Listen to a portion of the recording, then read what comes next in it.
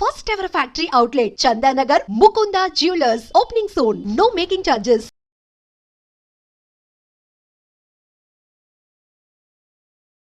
సంగారెడ్డి జిల్లా అమీన్పూర్లో ఎప్పుడైతే రజిత ఆమె ముగ్గురు పిల్లలకు పెరుగన్నంలో విషం పెట్టి చంపేసింది అన్నటువంటి వార్త ఎప్పుడైతే బయటకు వచ్చిందో అప్పటి నుంచి కూడా ఈ కేసుని చాలా సీరియస్గా తీసుకుంది పోలీస్ శాఖ కూడా.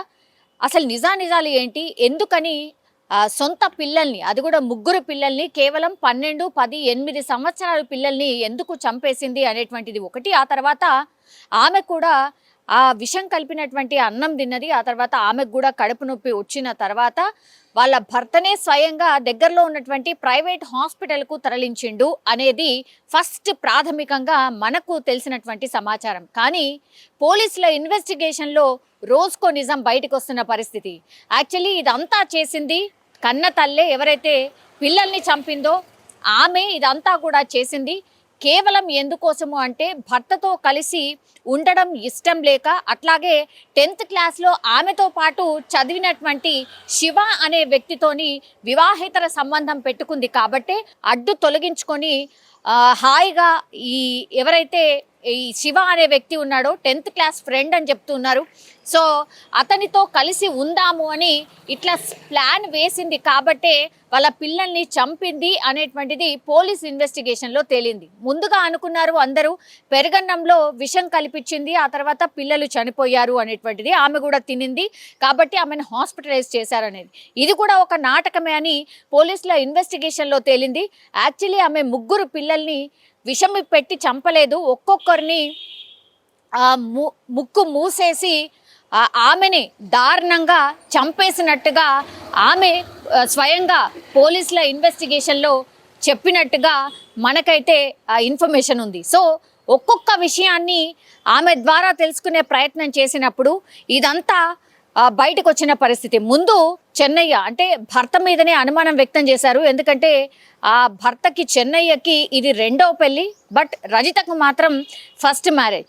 సో పెళ్లి చేసే కంటే ముందే రజిత తల్లిదండ్రులు ఈ చెన్నయ్య పేరు మీద ఉన్నటువంటి భూమిని కూడా మా పిల్ల పేరు మీదనే అంటే రజిత పేరు మీదనే రాసియాలి, ఆ తర్వాతే మీకు మ్యారేజ్ చేస్తాము అనేటువంటిది అప్పటి నుంచి కూడా రజిత తల్లిదండ్రులు చెన్నయ్యకు సంబంధించి ఏదైతే అంటే చెన్నయ్యని గుప్పెట్లో పెట్టుకోవడం అనుకోవచ్చు, లేదంటే చెన్నయ్య బాగా చూడకపోతే మరి మా పిల్ల పరిస్థితి అనుకున్నారో ఏంటో, ఏ తల్లిదండ్రులైనా అట్లాగే ఆలోచిస్తారు. కానీ అప్పటి నుంచి కూడా రజిత తల్లిదండ్రులు ఒప్పించి మరీ రజితనిచ్చి చెన్నయ్యకు మ్యారేజ్ చేయడం జరిగింది.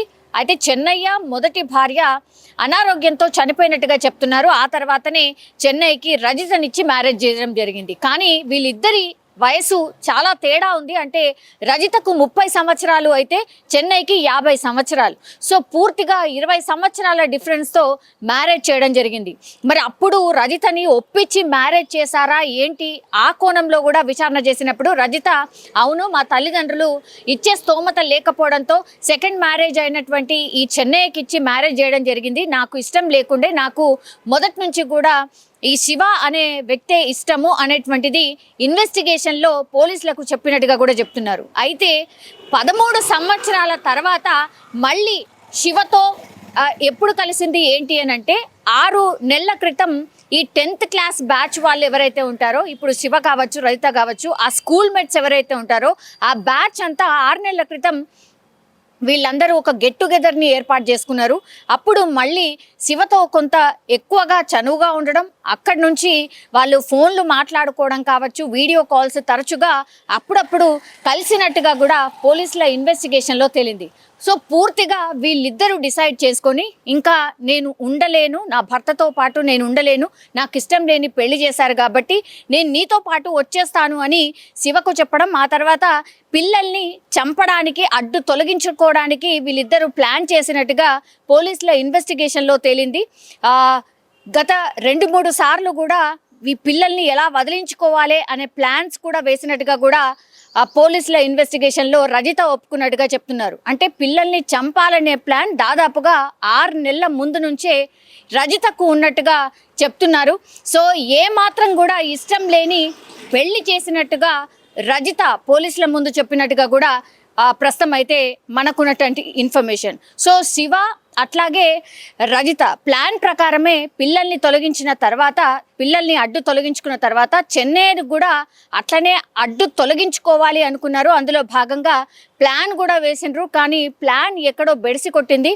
ఆ తర్వాత ఇప్పుడు 3 పిల్లలు అయితే చనిపోయినరు. కానీ ఇప్పుడు చెన్నయ్య ఆ రోజు రాత్రి నైట్ డ్యూటీ ఉంటుంది కాబట్టి ఆయన ఎస్కేప్ అయినట్టే అనుకోవచ్చు. మరి ఆయనని ఎట్లా చంపాలనుకున్నారు ఏంటి అనేది తెలియదు. ఎందుకంటే ఈ 3 పిల్లల్ని మాత్రం పెరగన్నంలో విషం కలిపి పెట్టారు అనుకున్నారు. కానీ కాదు, ఆమె గొంతు నులిమి అంటున్నారు. లేదంటే ఈ ముక్కు మూసేసి 3 పిల్లల్ని కూడా రాత్రిపూట చెన్నయ్య ఎప్పుడైతే రాత్రి డ్యూటీకి ఆయన వాటర్ ట్యాంకర్ డ్యూటీ చేస్తూ ఉంటాడు కాబట్టి ఆ వాటర్ ట్యాంకర్కి సంబంధించిన నైట్ డ్యూటీ ఉండింది చెన్నయ్యకి.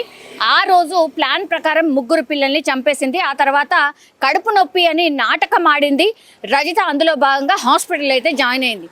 కానీ ఈ ప్లాన్ అంతా కూడా కరెక్ట్గా ఇంప్లిమెంట్ చేద్దాము అని అనుకున్నారు. అందులో సక్సెస్ అయ్యాము కూడా అనుకున్నారు. పూర్తిగా చెన్నై మీద తోసేసి హ్యాపీగా ఇంకా మనం కలిసి ఉండొచ్చు అని శివ ఇంకా రజిత ప్లాన్ చేసినట్టుగా పోలీసుల ఇన్వెస్టిగేషన్ అయితే తేలిన పరిస్థితి. ఇప్పుడు ఇదంతా బయటపడ్డ తర్వాత మరి పోలీసులు వాళ్ళ స్టైల్లో ఇన్వెస్టిగేషన్ చేస్తారు అన్న మాట తెలీదా?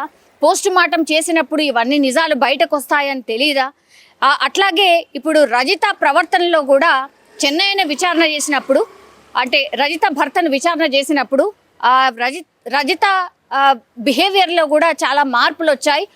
ఒక 6 నెలల నుంచి 8 నెలల నుంచి కూడా ఆమె పూర్తిగా ప్రవర్తనలో మార్పు అయితే వచ్చింది. తరచుగా గొడవ పడ్డం ఇవంతా కూడా చేసినట్టుగా కూడా చెన్నయ్య పోలీస్ ఇన్వెస్టిగేషన్లో చెప్పినట్టుగా చెప్తున్నారు. పిల్లలని కోప్పడ్డం, సరిగ్గా చూసుకోకపోవడం, ఎక్కువ మట్టుకి ఈవెన్ ఆ స్కూల్లో డ్యూటీ చేస్తుంది రజిత, స్కూల్లో కూడా ఎక్కువగా ఫోన్లో ఉండిపోవడం, సరిగ్గా డ్యూటీలో కూడా చేయకపోవడం, ఆ కంప్లైంట్స్ కూడా ఈ రజిత భర్త చెన్నై దగ్గరికి కూడా వచ్చినట్టుగా చెన్నై విచారణలో చెప్పినట్టుగా చెప్తున్నారు. సో పూర్తిగా భర్త మీద నెపం నెట్టేసి ఇప్పుడు శివ అనే వ్యక్తితో జీవితాన్ని కొనసాగిద్దాము అనుకున్నటువంటి టైంలో ఇప్పుడు ఈ ప్లాన్ అంతా కూడా బెడిసి కొట్టింది అనుకోవచ్చు. ఇప్పుడు రజిత అట్లాగే శివ సంగారెడ్డి పోలీసుల అదుపులో ఉన్నారు. సంగారెడ్డి జైల్లో వాళ్ళని విచారణ చేస్తున్న సిచ్యువేషన్ అయితే కనిపిస్తోంది. రోజుకో నిజం, రోజుకో ట్విస్ట్లా ఇప్పుడు అమీన్పూర్ ఈ 3 పిల్లల్ని చంపినటువంటి ఘటనలో ట్విస్ట్లు అయితే బయటపడుతున్న సిచ్యువేషన్ అయితే కనిపిస్తోంది. కానీ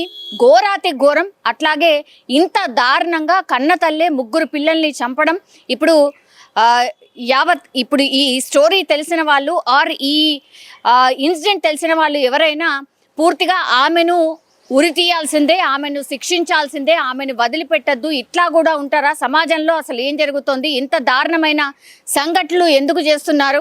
అట్లాగే కన్న తల్లే ఇంత కర్కశంగా వ్యవహరిస్తుందా? ఇట్లా రకరకాలుగా అందరూ మాట్లాడుతున్న సిచ్యువేషన్ అయితే కనిపిస్తోంది. కానీ ఆమె మనసులో ఏముందో, ఆమె ఏమనుకుందో అది చెయ్యాలనుకుంది. చట్టంలో భాగంగా, అంటే చట్టం తనని ఏం చేయలేదు ఆర్ ఇదంతా కూడా ఏం బయటపడదు, నా భర్త మీద పూర్తిగా ఈ ఘటనంతా నెట్టేసి మేమైతే హ్యాపీగా ఎస్కేప్ కావచ్చు అని అనుకుంది. కాబట్టే ఇదంతా చేసినట్టుగా మనకైతే స్పష్టంగా అర్థమవుతోంది. ఈ స్టోరీలో మరి ఇంకా ఏమైనా ట్విస్టులు ఉన్నాయా, ఇంకేమైనా జరిగి ఉండొచ్చా అని పోలీసులు అన్ని కోణాల్లో ఇన్వెస్టిగేషన్ చేస్తున్నారు. అట్లాగే చెన్నయ్య అంటే భర్త తరఫున వాళ్ళ దగ్గర నుంచి కూడా పూర్తిగా ఈమె ఎలా ఉండేది ఏంటి అనేది వాళ్ళ దగ్గర నుంచి కూడా సాక్ష్యం తీసుకుంటున్నారు. అట్లాగే రజిత పేరెంట్స్ దగ్గర నుంచి కూడా పూర్తి ఇన్ఫర్మేషన్ అయితే తీసుకుంటున్నారు. ఎందుకంటే రజిత చెప్పినట్టుగా ఆమెకు నచ్చనటువంటి పెళ్లి చేశారా, గొడవలు తరచుగా జరుగుతున్నాయా? ఎందుకంటే ఈ పిల్లల్ని చంపిన తర్వాత రజిత హాస్పిటలైజ్ అయిన తర్వాత రజిత వాళ్ళ అమ్మ కావచ్చు, నాన్న కావచ్చు పూర్తిగా అల్లుడి మీదనే నెపం నెట్టే ప్రయత్నం చేసిండ్రు. మా అల్లుడు రోజు తిట్టేవాడు, అనుమానం వ్యక్తం చేసేవాడు, ఇట్లా చాలా మాటలు చెప్పారు. కాబట్టి వాళ్ళను పూర్తిగా కూర్చోబెట్టి విచారణ చేస్తే ఇంకెన్ని నిజాలు బయటపడతాయో అనేది పూర్తిగా ఈ కేసులో అన్ని నిజాలు ఇంకొంతకాలం వీళ్ళిద్దరిని విచారణ చేస్తే బయటపడే అవకాశం అయితే కనిపిస్తోంది. కానీ పూర్తిగా చర్చనీయాంశంగా మారిపోయింది ఈ ఇన్సిడెంట్ అని చెప్పొచ్చు.